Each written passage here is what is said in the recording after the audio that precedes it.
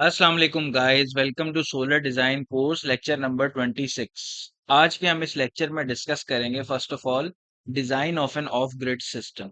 Of grid system की जो designing steps हैं और उसके जो पैरामीटर्स हैं, उसके अंदर सबसे पहले हम अपना लोड डिफाइन करते हैं कि हमारा लोड क्या है, रेजिस्टिव कितना है, इंडक्टिव कितना है। तो वो लोड डिफाइन करना बहुत जरूरी है। सेकेंडली हम फिर देखेंगे कि उस लोड के हिसाब से हमें इन्वर्टर का कौन सा साइज सेलेक्ट करना है, उसकी कौन सी रेटिंग सेलेक्ट करनी है। उसके बाद हम पैनल्स की साइजिंग करते हैं कि कौन से वॉट के पैनल्स मार्केट में अवेलेबल हैं और हमें वो कितने चाहिए होंगे अपने लोड के हिसाब से। फिर उन पैनल्स के कनेक्शंस, क्योंकि सिस्टम का जो वोल्टेज होता है, सिस्टम का जो करंट होता है, उस हिसाब से हमें पैनल्स के कनेक्शंस करने पड़ते हैं।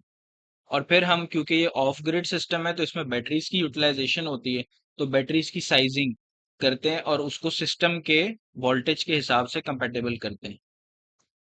और केबल साइजिंग की सिलेक्शन के अंदर हमारे पास वोल्टेज ड्रॉप कैलकुलेशन बहुत इंपॉर्टेंट है, और डीसी ब्रेकर्स के वो बैटरीज के और इन्वर्टर्स के बीच में कौन सा हमें ब्रेकर चाहिए, किस साइज की केबल चाहिए, फिर वही केबल जो है इन्वर्टर से लेके पैनल्स तक के दरमियान कौन सी चाहिए और लोड के दरमियान कौन सी चाहिए। हर एक के लिए केबल साइजिंग डिफरेंट है, और हर एक के लिए इन्वर्टर के साथ जो हम कनेक्ट करेंगे डीसी ब्रेकर्स, वो भी डिफरेंट होंगे। तो फर्स्ट ऑफ ऑल हम डिस्कस करते हैं हमारा लोड कौन सा है। ये मैंने एक लेफ्ट साइड पे आपको नजर आ रहा होगा, LED bulbs, refrigerator, TV, fans, washing machine और लैपटॉप। ये हमारे पास डिवाइसेस हैं जो हम ऑपरेट करना चाहते हैं कि सोलर पैनल्स के थ्रू ये चले। तो उसके राइट साइड पे आप देखिए, नंबर ऑफ डिवाइसेस मैंने लिखी हुई है कि कितनी डिवाइसेस हैं। बल्ब्स हमारे पास 8 हैं, रेफ्रिजरेटर 1 है, टीवी 2 है, इस तरह रिस्पेक्टिवली ये सारी डिवाइसेस हैं। पावर का हमें पता है कि फॉर्मूला होता है वोल्टेज इनटू करंट। तो पावर उनको कितनी चाहिए वोल्टेज के अंदर, तो वो एलईडी बल्ब्स की इंडिविजुअल जो वोल्टेज चाहिए उसको 30 वॉट्स की है। और रेफ्रिजरेटर की इसी तरह 300 वॉट्स है, टीवी की 100 वॉट्स है, 80, 500 और 85 वॉट्स है, ये रिस्पेक्टिवली फैंस, वॉशिंग मशीन और लैपटॉप की। अब रनिंग आवर्स हमें क्यों जरूरी है, क्योंकि हमें एनर्जी कैलकुलेट करनी होती है। एनर्जी का जो फॉर्मूला होता है वो होता है पावर मल्टीप्लाइड बाय टाइम। तो कितने टाइम के लिए ये एलईडी बल्ब्स चल रहे हैं, तो वो 6 आवर्स है। इसी तरह रेफ्रिजरेटर 24 आवर्स चलता है, टीवी 8, फैंस 12 आवर्स और वॉशिंग मशीन 1 आवर और लैपटॉप 11 आवर्स चल रहा है। ये मैंने एक रफ अप्रोक्सीमेट अपने हिसाब से ले लिया। आपका जो लोड अगर डिफरेंट हो तो उसको अपने हिसाब से कैलकुलेट कर सकते हैं। अब हमारे पास जो एनर्जी आ रही है वो 1440 आ गई। ये 1440 कैसे आई, उससे पहले मैं आपको एक चीज बता दूं कि हमारे पास जो टोटल वॉटेज है सिस्टम की वो 1645 वॉट्स बन रही है। ये कैसे निकली, नीचे जो 1645 वॉट्स आपको नजर आ रहे हैं, ये 30 मल्टीप्लाइड बाय 8, क्योंकि 8 नंबर ऑफ एलईडी बल्ब्स हैं, तो ये वॉट्स आ गए, plus 300 into one, plus 100 into two, plus 80 into four, plus 500 into one, plus 85 into one. तो ये 1645 वॉट्स बन गए। ये हमारे पास टोटल पावर है जो हमारी सिस्टम की डिवाइसेस कनेक्टेड है उसकी। उनके रनिंग आवर्स के साथ हमारे पास जो यूनिट्स में बन रही है उसको इंडिविजुअली हमें कैलकुलेट करना पड़ता है, 30 इंटू 8 इंटू 6 आवर्स। तो ये हमारे पास टोटल एनर्जी बन जाएगी। ये देखिए, 30 इंटू 6 इंटू 8, 1440। ये हमारे पास एनर्जी बन गई वॉट आवर्स के अंदर, क्योंकि ये वॉट्स हैं और मल्टीप्लाइड बाय आवर्स और multiplied by number of devices. इसी तरह जब मैं इन सब को कैलकुलेट करूंगा इंडिविजुअली और सम करूंगा, तो वो मेरे पास 15,515 वॉट आवर्स बन रहे हैं पर डे। और इसको हम किलो वॉट आवर्स में भी निकाल सकते हैं, तो वो 15.5 किलो वॉट आवर्स बन रहे हैं पर डे। क्योंकि किलो वॉट आवर्स को हम यूनिट भी कहते हैं, तो ये 15.5 यूनिट्स बन गए एक दिन में जो हमें चाहिए इन डिवाइसेस को रन करने के लिए। अब हम डिस्कस करते हैं कि इन्वर्टर को सिलेक्ट कैसे किया जाता है। तो इन्वर्टर की सिलेक्शन के लिए हमें रियल पावर जो है उसको कंसिडर करना पड़ता है, जो कि 1645 वॉट्स थी। और एनर्जी हमारे पास जो चाहिए हमें वो है 15.5 kilowatt hours per day. As a thumb rule, inverter की जो पावर रेटिंग है वो हमेशा 20 से 30% ज्यादा होनी चाहिए पावर ऑफ लोड से, ताकि सेफ्टी मार्जिन को भी हम एकोमोडेट कर सकें। और अगर इस सिस्टम में इंडक्टिव लोड है, जैसे कि मोटर्स हैं, कंप्रेसर्स हैं, वॉशिंग मशीन्स हैं, तो इसको स्टार्टिंग करंट भी इन्वर्टर को विथस्टैंड करना पड़ता है, जो कि तकरीबन 4 टाइम्स ज्यादा होता है। और इसको हम सर्ज पावर भी कहते हैं, और ये उनकी पीछे जो लेबल होती है डिवाइस की, उसके ऊपर भी मेंशन होता है।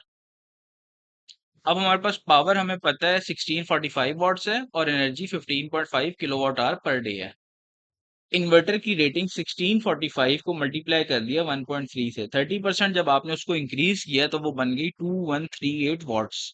तो 2138 किलो वॉट भी बन गई। अब if you don't know the surge power then assume it to be 4 times that of real power of these devices, just like LED bulbs के अंदर क्योंकि कोई मूविंग पार्ट नहीं है, इंडक्टिव लोड नहीं है, ये प्योर रेजिस्टिव लोड होता है, तो इसके साथ हम मल्टीप्लाई नहीं करेंगे। लेकिन रेफ्रिजरेटर में कंप्रेसर होता है, तो उसको 4 टाइम्स मल्टीप्लाई कर देंगे सर्ज पावर के लिए, जो स्टार्टिंग करंट उसको क्योंकि ज्यादा चाहिए होता है, तो पावर भी ज्यादा चाहिए। तो इसी तरह टीवी में नहीं है, फैंस के अंदर मूविंग पार्ट होता है लेकिन वो इतना कम होता है कि उसको हम कंसिडर नहीं कर रहे हैं। वॉशिंग मशीन को कंसिडर कर ले मल्टीप्लाइड बाय 4, क्योंकि उसमें भी मूविंग पार्ट होता है, मोटर होती है, और लैपटॉप में भी नहीं होता। अब मैंने इनकी कैलकुलेशन कैसे की है कि 30 जो है वो मल्टीप्लाइड बाय 8 कर दिया, क्योंकि हमारे पास 8 बल्ब्स हैं। और 4 into 300 इसलिए किया है कि ये देखें मैंने स्टेरिक लगा दिया। स्टेरिक का मतलब ये है कि यहाँ पर जो डिवाइस कनेक्टेड है उसके साथ हमें सर्ज पावर की रिक्वायरमेंट है। और जहाँ पे क्रॉस मल्टीप्लिकेशन नॉर्मल है वहां पे ये नंबर ऑफ डिवाइसेस हैं। 100 into 2 ये टेलीविजन थे।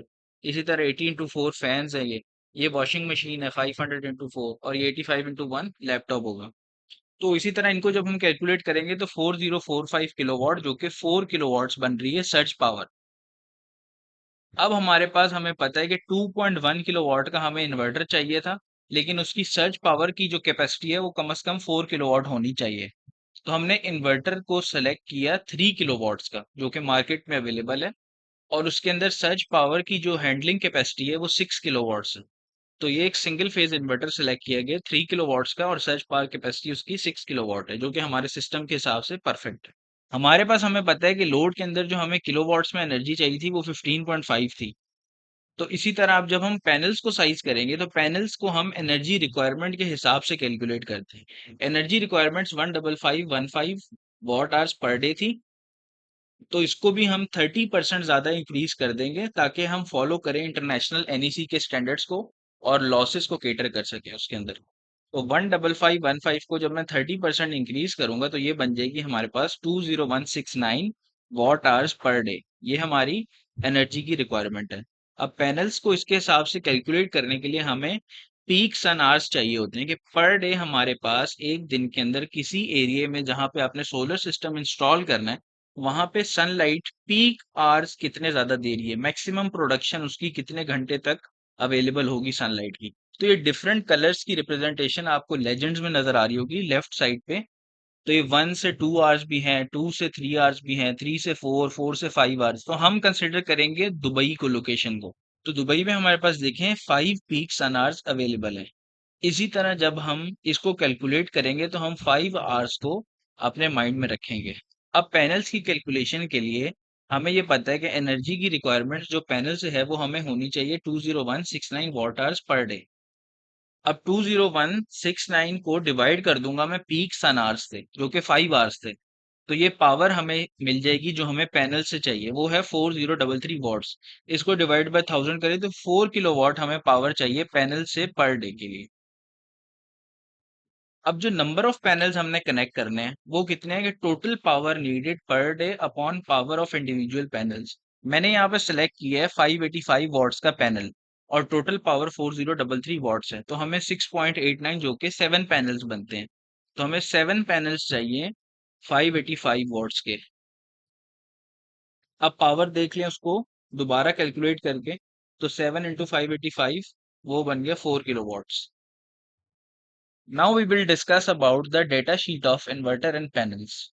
तो इन्वर्टर के अंदर आप देखें ये एमपीपीटी ऊपर लिखा हुआ है। उसके बाद उसकी maximum PV array power 5000 watts तक की हम उसमें सोलर पैनल्स कनेक्ट कर सकते हैं। एमपीपीटी का ऑपरेटिंग वोल्टेज जो है वो 60 से लेके 450 वोल्ट तक है डीसी वोल्टेज, और मैक्सिमम ओपन सर्किट वोल्टेज जो है वो 500 वोल्ट है DC. Maximum PV input current जो है वो 27 एम्पेयर्स है। अब इसी तरह मैक्सिमम सोलर चार्ज करंट, ये जो है बैटरी के चार्जिंग के लिए करंट्स वगैरह मेंशन्ड है। अब नीचे अगर आप सोलर पैनल की देखें तो ये रेड सिलेंड्रिकल टाइप की रेक्टेंगुलर से मैंने इसको हाईलाइट किया हुआ है। हम 585 वॉट्स का पैनल सेलेक्ट कर रहे हैं। इसमें जो हमारे पास मैक्सिमम पावर वोल्टेज है वो 39.3 वोल्ट्स है। इसी तरह उसका जो करंट है मैक्सिमम वो 14.90 है। ओपन सर्किट वोल्टेज 46.6 वोल्ट्स है और शॉर्ट सर्किट करंट हमारे पास 15.99 एम्पेयर्स है और इसकी पैनल की एफिशिएंसी 21.6% है। अब अगर हम कंसिडर करें 7 पैनल्स जो कि हमारे थे और उनकी ऑप्टिमम पावर जो है वो हमारे पास किस वोल्टेज पे आएगी, 39.3 वोल्ट्स पे आएगी। तो 7 को 39.3 से मल्टीप्लाई किया तो ये डीसी वोल्टेज 275.1 वोल्ट्स बन गए। एमपीपीटी की जो ऑपरेटिंग रेंज है वो है 60 से लेके 450 वोल्ट तक। तो 275 उसके इन बिटवीन फॉल करता है, तो इसका मतलब ये एमपीपीटी ऑपरेट करेगी। और करंट हमारे पास 14.90 एम्पेयर्स है, जो कि हमारे पास मैक्सिमम पीवी इनपुट करंट कितना हम दे सकते हैं, 27 एम्पेयर्स। तो इसकी निस्बत ये भी इसी थ्रेशोल्ड के अंदर फॉल करता है। अब हम देखें string of 7 panels of 585 watts. Minimum panels हम कितने कनेक्ट कर सकते हैं, तो उसके लिए हमारे पास जो एमपीपीटी का मिनिमम ऑपरेटिंग वोल्टेज है वो 60 वोल्ट्स है। तो 60 को मैंने डिवाइड कर दिया उसके ऑप्टिमम पैनल के वोल्टेज से, 39.3 वोल्ट्स है। तो ये हमारे पास आ रहा है तकरीबन 2 पैनल्स हम कनेक्ट कर सकते हैं, जो कि हमारे पास बनेगा 78.6 वोल्ट्स, जो कि उसी एमपीपीटी की ऑपरेटिंग रेंज के अंदर फॉल कर रहा है।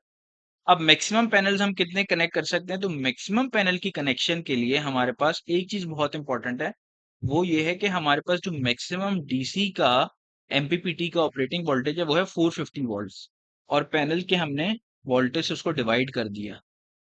तो ये हमारे पास बन गया 11.45, तकरीबन 11 पैनल्स। 11 पैनल्स को हम मल्टीप्लाई करेंगे 39.3 से, तो ये 432.3 वोल्ट बन रहा है। ये हालांकि फॉल तो कर रहा है हमारी एमपीपीटी के ऑपरेटिंग रेंज में, लेकिन मैक्सिमम पैनल्स के लिए एक और चीज भी कंसिडर की जाती है, वो है ओपन सर्किट वोल्टेज। तो ओपन सर्किट वोल्टेज हमारे पास 11 पैनल्स का बन रहा है। इसकी डेटा शीट में देखें 46.6 वोल्ट्स हमें ओपन सर्किट वोल्टेज दिया हुआ है इंडिविजुअल पैनल का।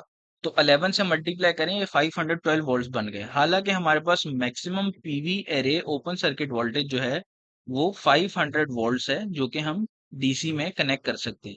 तो 512 इससे ज्यादा हो गया, तो हम एक पैनल को कम कर देंगे। तो जब हम 10 पैनल्स करेंगे तो ये 466 वोल्ट्स बन गया, ओपन सर्किट वोल्टेज है ये। ओपन सर्किट वोल्टेज 466 500 वोल्ट से कम है और इसका 39.3 को मल्टीप्लाई करें 10 से, तो ये 393 वोल्ट्स बनेगा। तो 393 वोल्ट्स जो है वो 60 से 450 की रेंज के अंदर है। तो ये हमारे पास मैक्सिमम पैनल्स हैं जो हम कनेक्ट कर सकते हैं इस इन्वर्टर के साथ।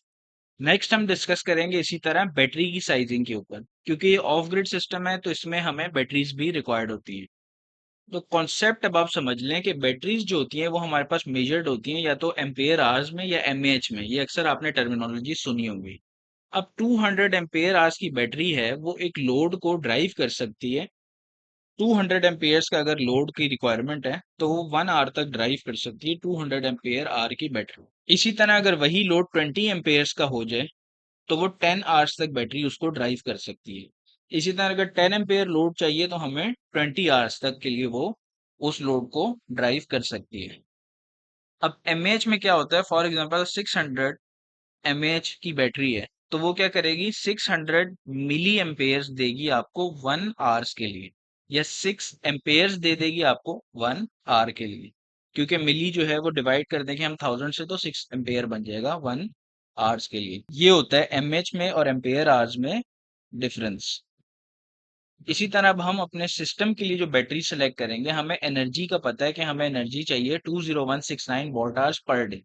इस एनर्जी की रिक्वायरमेंट्स को मीट करने के लिए हम बैकअप को कंसीडर करते हैं कि एक दिन का बैकअप हमें चाहिए, तो मैंने मल्टीप्लाई कर दिया उसको 1 से, तो ये वॉट आवर्स बन गया। अब कंसीडर करें सिस्टम की एफिशिएंसी 95%, तो 20169 को डिवाइड कर देंगे 0.95 से, तो 21230 बन गए।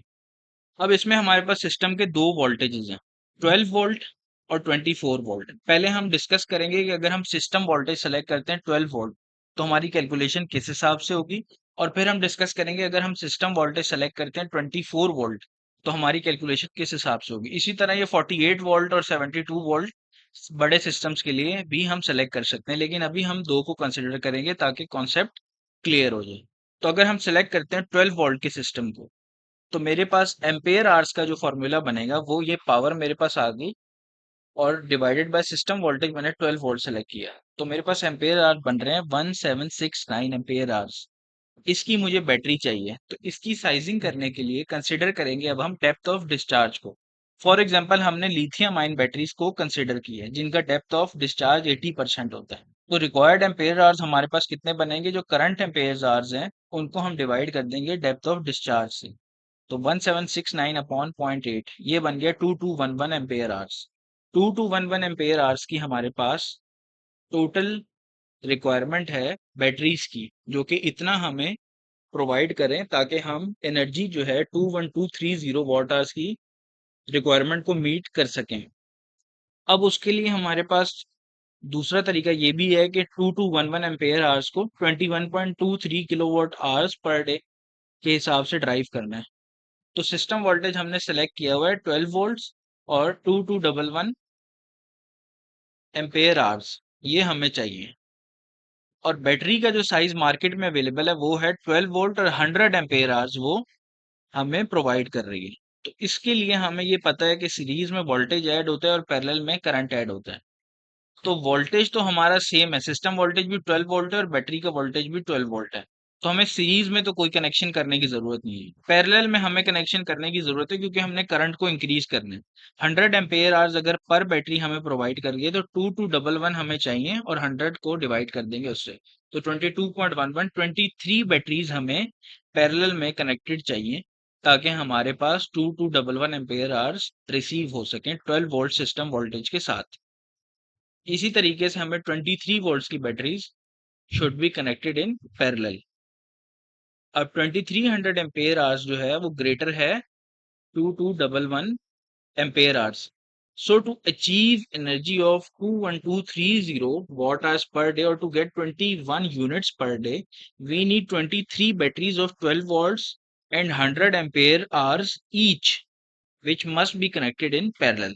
अब इनके कनेक्शंस आप देखें तो ये मैंने बैटरीज के इंडिविजुअल वोल्टेजेस और करंट्स की जो उसकी लेवल्स हैं वो राइट साइड पे मेंशन किए हुए हैं, जैसे कि 12 वोल्ट 100 एम्पेयर आवर्स है और ये इसके कनेक्शंस हुए हैं पैरेलल में। और ये जो नीचे 23 नजर आ रहा है आपको, ये 23 बैटरीज इसी तरह पैरेलल में सारी कनेक्टेड हैं, जिनका लेफ्ट साइड पे आपको वोल्टेज और करंट की वैल्यूज भी नजर आ रही हैं कि 12 वोल्ट्स और 2300 एम्पेयर आवर्स ये हमें प्रोवाइड करेगा आउटपुट पे। और हमारे सिस्टम की रिक्वायरमेंट कितनी थी? 12 वोल्ट्स और 2211 एम्पेयर आवर्स, तो ये उससे ज्यादा ही है। इसी तरह अब हम कंसिडर करते हैं कि 24 वोल्ट अगर सिस्टम वोल्टेज है तो उसके हिसाब से कैलकुलेशन कैसे होगी। तो मैंने अब वोल्टेज के हिसाब से एक फॉर्मूला जो है उसको शॉर्ट कर दिया। एनर्जी रिक्वायरमेंट कितनी है, बैकअप डेज कितने हैं, depth of discharge, system voltage और एफिशिएंसी। अब हमारे पास एनर्जी रिक्वायरमेंट 20169 थी, बैकअप डेज 1 है, डेप्थ ऑफ डिस्चार्ज जो है लिथियम आयन बैटरीज की 0.8 है, सिस्टम वोल्टेज अब 24 वोल्ट हो गया और एफिशिएंसी 90% थी जो कि 0.9 बन गई। तो हमें 1167 एम्पेयर आवर्स की नीड है बैटरीज की, जो कि हम कनेक्ट करें इस एनर्जी को ड्राइव करने के लिए। अब कंसिडर करते हैं कि बैटरी की जो मार्केट में अवेलेबिलिटी है वो वही है 12 वोल्ट और 100 एम्पेयर आवर्स की बैटरी। अब रिक्वायर्ड वोल्टेज हमारे पास 24 वोल्ट हो गया और 1167 एम्पेयर आवर्स हो गया। तो इस 12 वोल्ट के बैटरी को 24 वोल्ट बनाने के लिए हम क्या करेंगे? दोबारा वही सीरीज और पैरेलल कनेक्शंस करें। तो सीरीज के लिए हमें सिस्टम वोल्टेज पता है 24 वोल्ट है, डिवाइड कर देंगे बैटरी के इंडिविजुअल वोल्टेज के साथ जो कि 12 वोल्ट है। तो ये टू सीरीज कनेक्शन बन गए बैटरीज के। इसी तरह हमारे पास पैरेलल के लिए कनेक्शन हम कैसे करेंगे? पैरेलल के लिए हमारे पास जो है कंसिडर करेंगे वही बैटरी को 12 वोल्ट और 100 एम्पेयर आवर्स की बैटरी है और सिस्टम का हमारे पास जो रिक्वायर्ड वोल्टेज है वो 24 वोल्ट और 1167। तो उसी को हम दोबारा एम्पेयर आवर्स को डिवाइड कर देंगे बैटरी के इंडिविजुअल एम्पेयर आवर्स के साथ। तो 1167 डिवाइड बाय 100 11.67 जो कि 12 पैरेलल स्ट्रिंग्स बनती हैं। तो बैटरीज हमारे पास 12 पैरेलल स्ट्रिंग्स और 2 सीरीज स्ट्रिंग्स होगी। तो ये मैंने आपको कनेक्शन दिखा दिए। इसमें हमारे पास देखें ये इंडिविजुअल बैटरीज जो हैं वो दो सीरीज में कनेक्टेड है आपस में, ताकि 12 प्लस 12 24 वोल्ट हमें मिल सके। और इसी तरह ये जो डॉट डॉट मेंशन है इस तरह 12 बैटरीज जो है हमारे पास ये पैरेलल में कनेक्टेड है। 12 स्ट्रिंग्स हमारे पास पैरेलल में बन रही हैं ताकि हमारे पास सिस्टम का जो वोल्टेज और करंट है वो उसकी नीड को हम पूरा कर सकें। तो टोटल बैटरीज हमें कितनी चाहिए? 12 हमारे पास पैरेलल में स्ट्रिंग्स हैं और हमारे पास दो जो हैं वो सीरीज में बैटरीज कनेक्टेड हैं। तो 12 इंटू 2 24 टोटल बैटरीज चाहिए हमें। अब यहाँ पर एक इम्पॉर्टेंट कॉन्सेप्ट है जिसको आपको समझने की जरूरत है। When we choose system voltage of 12 volts and the ampere hours required were 2211 ampere hours। अब जब हमने सिस्टम वोल्टेज को 12 वोल्ट सेलेक्ट किया था तो एम्पेयर आवर्स हमें जो रिक्वायर्ड थे वो 2211 एम्पेयर आवर्स थे। लेकिन जब हमने सिस्टम वोल्टेज 24 वोल्ट सेलेक्ट किया तो हमें एम्पेयर आवर्स जो रिक्वायर्ड थे वो 1167 थे। तो ये कम क्यों हो गए? उसकी रीजन ये है कि एनर्जी का फॉर्मूला है पावर इनटू टाइम। तो voltage into current into time. अब हमारी जो एनर्जी है वो तो सेम है। जब हमने वोल्टेज को इंक्रीज किया तो हम ये करंट को डिक्रीज कर सकते हैं। तो इसलिए वो डिक्रीज हो गया क्योंकि वोल्टेज इंक्रीज हुआ। Now we will discuss about DC circuit breakers. DC circuit breakers between solar panels and inverter. 7 panels हैं हमारे पास 585 वोल्ट्स के जो कि कनेक्टेड हैं सीरीज के अंदर। ओपन सर्किट वोल्टेज उनका 46.6 वोल्ट है और शॉर्ट सर्किट करंट 15.99 एम्पेयर है। तो एनईसी के स्टैंडर्ड्स के हिसाब से ब्रेकर की जो साइजिंग होती है वो शॉर्ट सर्किट करंट से 25% ज्यादा रखनी पड़ती है। तो 19.98 एम्पेयर बन जाएगा जो कि 20 एम्पेयर्स कर लें।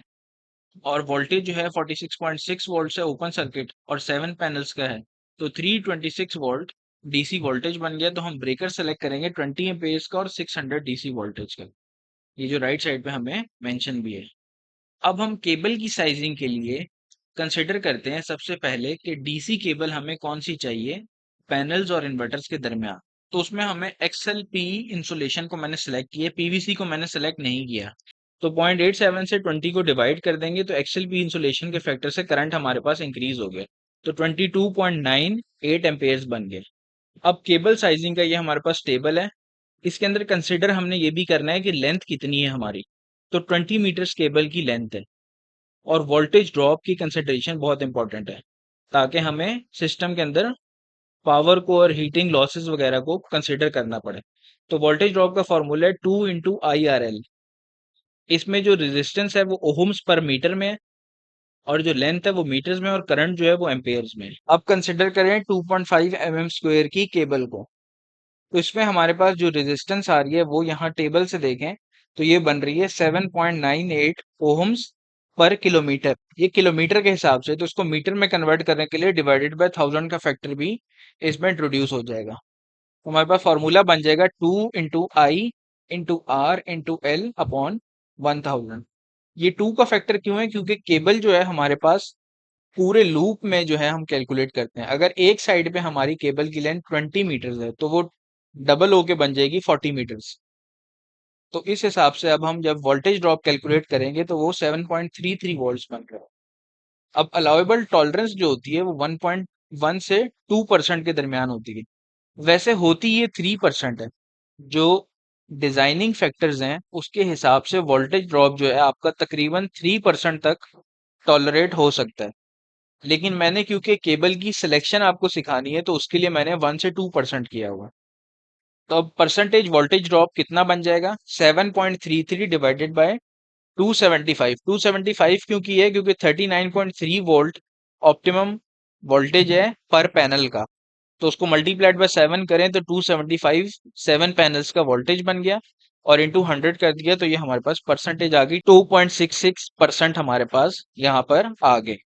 अब इसी तरह मोर देन 2% जो है वो हमारे पास अलाउड नहीं होता सिस्टम के अंदर इस एग्जाम्पल में कंसिडर करने के लिए। वैसे जो हमारे पास वोल्टेज ड्रॉप है डिजाइनिंग फैक्टर्स के हिसाब से वो 3% तक भी हम टॉलरेट कर लेते हैं। लेकिन आपको केबल साइजिंग की सिलेक्शन के लिए अब 2.5 mm के साथ मैंने कंसिडर किया कि मैं 4 mm स्क्वायर की केबल को भी सेलेक्ट करके देख। तो 4 mm स्क्वायर की केबल के लिए हमारे पास वही फैक्टर्स हैं। उस तरीके से जो वोल्टेज ड्रॉप आ रहा है वो 4.55 वोल्ट बन रहा है और अलाउेबल टॉलरेंस जो है 1 से 2% कंसिडर की थी हमने।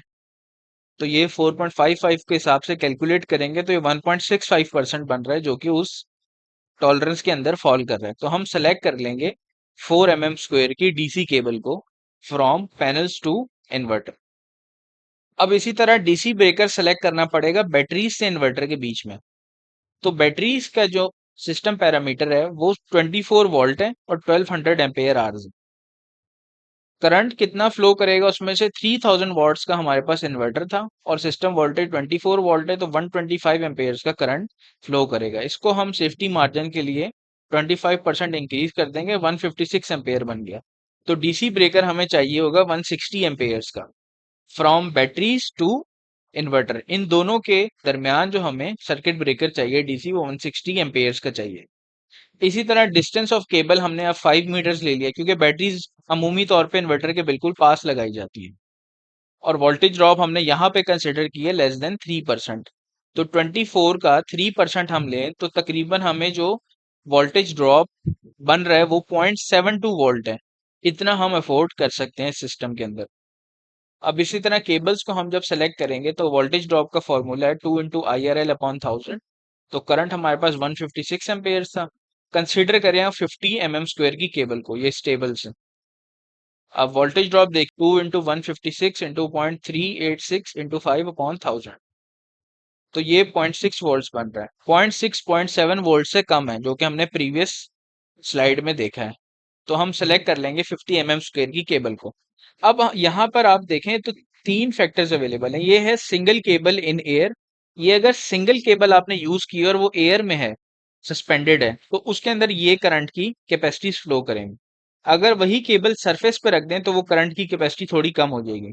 अगर दो केबल्स आपकी एक साथ जा रही हैं, जैसे केबल ट्रे है या कोई आपने पॉजिटिव और नेगेटिव को साथ फ्लो करवाया हुआ है, तो उसके अंदर हमारे पास करंट की कैपेसिटी और भी कम हो जाएगी। तो 50 mm स्क्वायर की केबल जो है वो 181 एम्पेयर्स जो है करंट फ्लो कर सकती है, और हमारा जो है 156 से 160 एम्पेयर्स है। तो ये हमने सेलेक्ट कर ली 50 mm स्क्वायर की केबल। इसी तरह अब हम सेलेक्ट करेंगे एसी सर्किट ब्रेकर को बिटवीन इन्वर्टर एंड लोड, क्योंकि इन्वर्टर के आउटपुट पे एसी हो जाता है। एसी का हमें पावर का फॉर्मूला पता है, वो है वी आई कॉस थीटा। क्योंकि यहाँ पे इंडक्टिव लोड्स भी होते हैं। वैसे हमारे इंडक्टिव लोड इतने ज्यादा नहीं है कि हम पावर फैक्टर को 1 से ड्रॉप करें, लेकिन मैंने आपको समझाने के लिए 0.9 पावर फैक्टर कंसिडर किया। तो कंसिडर करें पावर फैक्टर को 0.9, तो 3000 हमारे पास वॉट्स का इन्वर्टर है। 230 वोल्ट वोल्ट जो है हमारे पास वो होते हैं सिंगल फेज का वोल्टेज, और 0.9 पावर फैक्टर आ गया। तो करंट हमारे पास आ गया 14.49 एम्पेयर्स। सेफ्टी मार्जिन के लिए इसको इंक्रीज करेंगे तो 18.11 एम्पेयर का बन गया। अब 18.11 एम्पेयर के लिए हम सेलेक्ट करेंगे 20 एम्पेयर्स का सर्किट ब्रेकर, जो कि इन्वर्टर के आउटपुट और लोड के पहले हम कनेक्ट करेंगे। इसी तरह केबल साइजिंग जो है इन्वर्टर आउटपुट से लोड के दरमियान वो कैसे होगी, वोल्टेज ड्रॉप की जो अलाउड है हमें वो 3% है। तो 230 का 3% हमने लिया, 6.9 वोल्ट तक हम वोल्टेज ड्रॉप अफोर्ड कर सकते हैं। अब आप सेलेक्ट करें कि उसमें 2 इंटू आई 20 एम्पेयर्स था, इंटू आर 7.41 है, इंटू एल लेंथ जो है 20 मीटर्स एक साइड की लेंथ मैंने ले ली अपॉन 1000। क्योंकि हमारे पास 2.5 mm स्क्वायर की केबल जो है उसका 7.41 ओहम्स बन रहा है पर किलोमीटर एसी केबल्स का। तो इसमें वोल्टेज ड्रॉप हमारे पास कितना आ गया 5.92, जो कि हमारे पास कम है 6.9 से। तो 2.5 mm स्क्वायर की एसी केबल हम सेलेक्ट करेंगे फ्रॉम इन्वर्टर टू लोड। अब नेक्स्ट हम नेक्स्ट लेक्चर में डिस्कस करेंगे application of PVsyst software in designing of grid solar system.